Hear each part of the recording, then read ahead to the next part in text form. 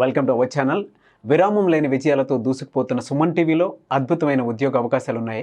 YouTube master course, Google AdSense, Google ads పైన classes చెప్పి ఉద్యోగం కూడా ఇచ్చే ఏకైక సంస్థ సుమన్ టీవీ. ఎడ్యుకేషన్ కంప్లీట్ చేసి ఉద్యోగం కోసం ఎదురు చూస్తున్న వారికి సువర్ణ అవకాశం. Welcome to the digital world. Welcome to Suman TV.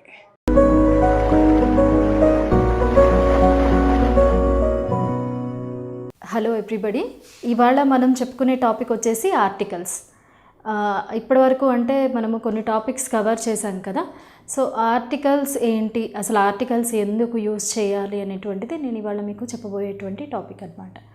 So ఈ ఆర్టికల్స్ ఏవైతే ఉన్నాయో అవి ఒక పర్టికులర్ నౌన్ని, అంటే ఇది స్పెసిఫికా లేకపోతే అన్స్పెసిఫికా, అంటే స్పెసిఫిక్ నౌన్ అది పర్టికులర్గా ఇది అనే చెప్పడానికి, లేదా అన్స్పెసిఫిక్ అయిన దాన్ని చెప్పడానికి మనము యూజ్ చేస్తాము. సో బేసిక్గా ఆర్టికల్స్ చూసుకున్నట్లయితే కనుక నేను ఒక ఎగ్జాంపుల్ చెప్తాను.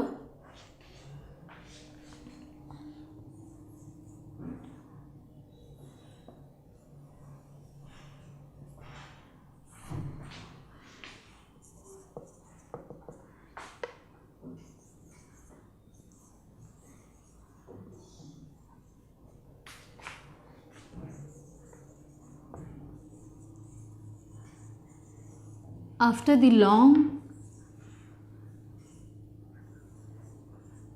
hectic day,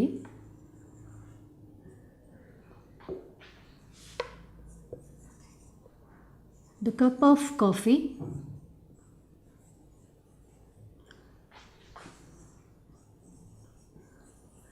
tasted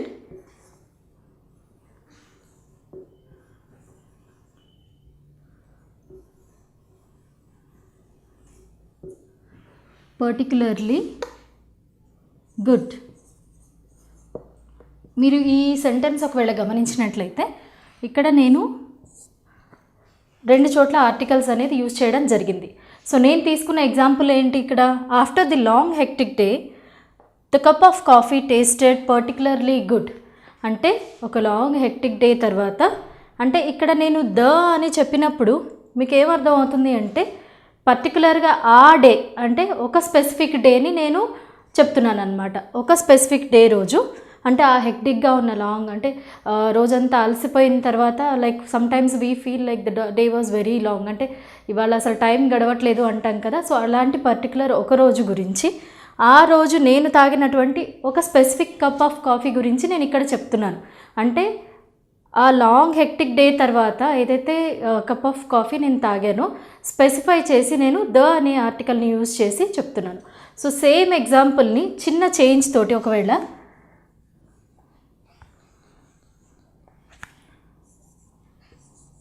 ఇక్కడ నేను ద బదులుగా ఏ యూజ్ చేశాను.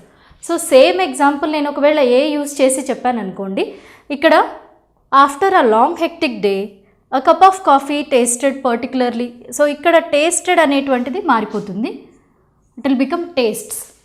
సో అంటే ఒక పర్టికులర్ అనేది లేదు ఇక్కడ, అంటే ఐఎమ్ జనరలైజింగ్, నేను జనరల్గా చెప్తున్నాను. అంటే ఒక లాంగ్ హెక్టిక్ డే తర్వాత కాఫీ తాగితే నాకు అది చాలా టేస్టీగా అనిపిస్తుంది నేను రిలాక్స్డ్గా ఫీల్ అవుతాను అన్న ఉద్దేశంతో, అంటే ద అనేది చెప్పినప్పుడు నేను పర్టికులర్గా స్పెసిఫిక్గా ఒక పర్టికులర్ డే గురించి చెప్పాను, ఒక పర్టికులర్ కాఫీ గురించి చెప్పాను. కానీ ఏ చెప్పినప్పుడు ఇట్స్ అన్స్పెసిఫిక్, అంటే నేను స్పెసిఫై చేయట్లేదు ఏ డే అది, ఏ కప్ ఆఫ్ కాఫీ అనేటువంటిది. సో ఇది బేసిక్గా ఉన్నటువంటి డిఫరెన్స్. సో ఇప్పుడు మనం ఒకవేళ ఆర్టికల్స్ని చూసుకున్నట్లయితే కనుక అవి 2 ఫామ్స్లో ఉంటాయి. ఫస్ట్ వచ్చేసి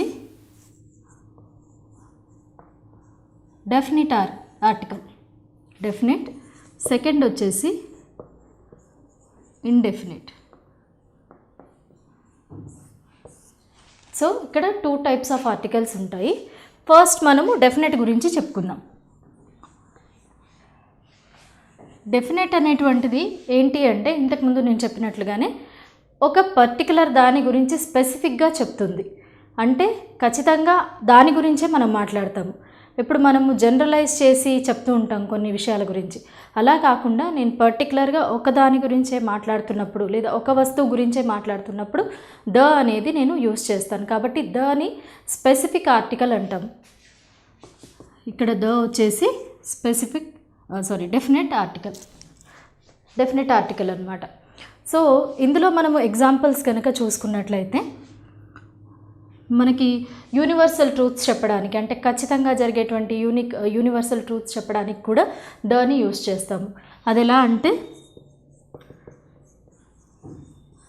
the sun rises in the east.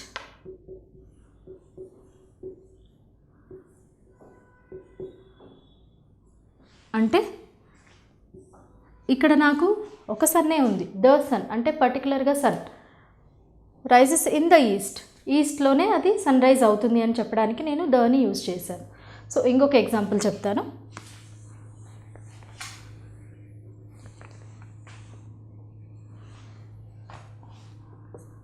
Say for example,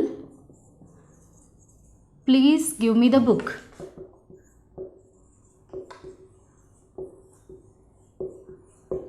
అంటే ఇక్కడ నేను చెప్పేటప్పుడు please give me the book అన్నాను.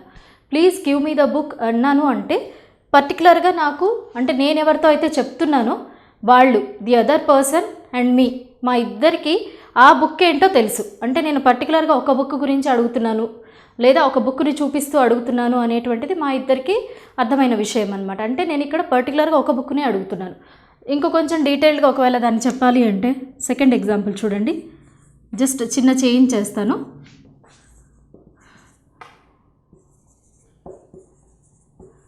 Please give me the story book.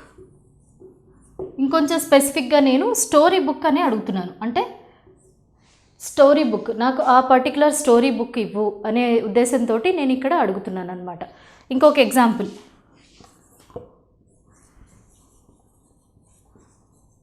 Please give me the red pen.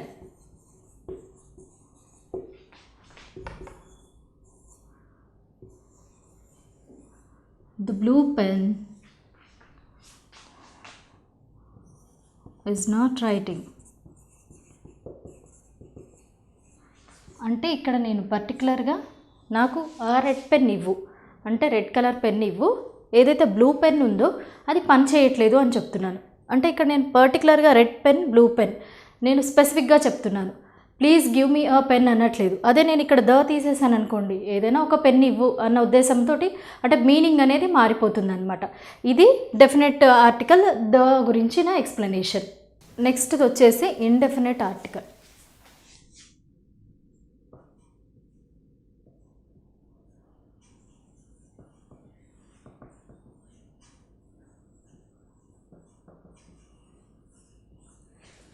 So indefinite article, బేసిక్గా ఆర్టికల్స్ ఉండేది 3 words, the, A, an, ఈ 3.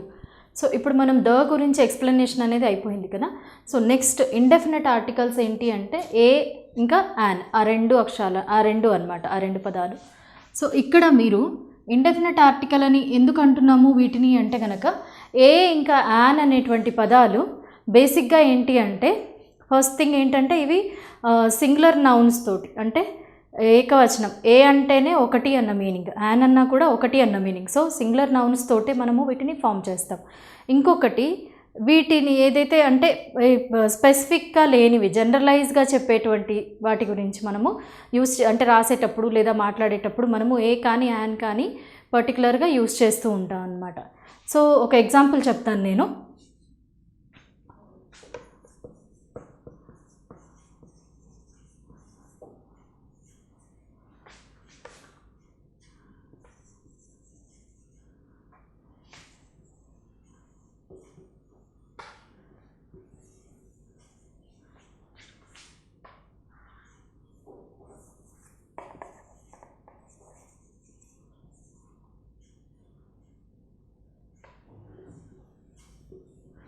చూడండి, ఈ క్వశ్చన్ మీరు ఒకవేళ గమనించినట్లయితే, should I wear a sari for party అంటే నేను పార్టీ కోసము శారీ వేసుకోనా అని అడుగుతున్నాను నేను.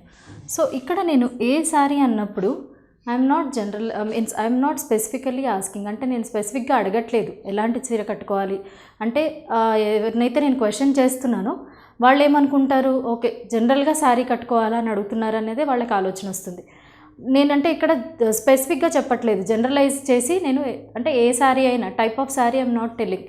టైప్ ఆఫ్ శారీ నేను చెప్పట్లేదు, కలరు నేను అక్కడ ఎక్స్ప్రెస్ చేయట్లేదు, కలరు చెప్పట్లేదు, పర్టికులర్గా ఇది అని చెప్పట్లేదు. జనరల్గా నేను శారీ కట్టుకోవచ్చా అనేటువంటిది అడుగుతున్నాను. ఎదుటి వ్యక్తికి నేను ఏదైతే అడుగుతున్నానో వాళ్ళకి కూడా అలాగే అర్థమవుతుంది. సో ఇక్కడ మనకి ఏవైతే ఏ ఇంకా యాన్ ఇవి రెండు ఇండెఫినిట్ ఆర్టికల్స్ ఉన్నాయో ఇవి ఏంటి అంటే బేసిక్గా ఏ అనేటువంటిది ఏంటి అంటే మనకి ఇంగ్లీష్లో అక్షరాలు ఏవైతే 26 ఆల్ఫబెట్స్ ఉన్నాయో అంటే 26 అక్షరాలు ఉన్నాయి కదా, వాటిని మనము వొవెల్స్ ఇంకా కాన్సనెంట్స్గా డివైడ్ చేసుకుంటాం. ఇది చాలా బేసిక్ గ్రామర్ ఇన్ఫర్మేషన్ అందరికీ తెలిసిందే. సో వొవెల్స్ ఏంటి మనకు AEIOU ఇవి వొవెల్స్.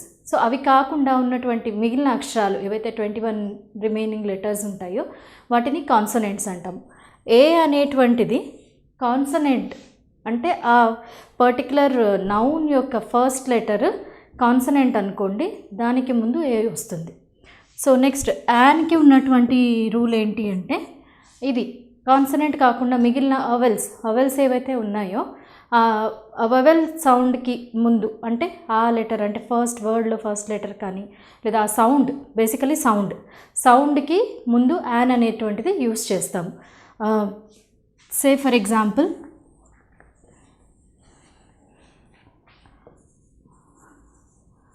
a pen అంటాను because P is a consonant.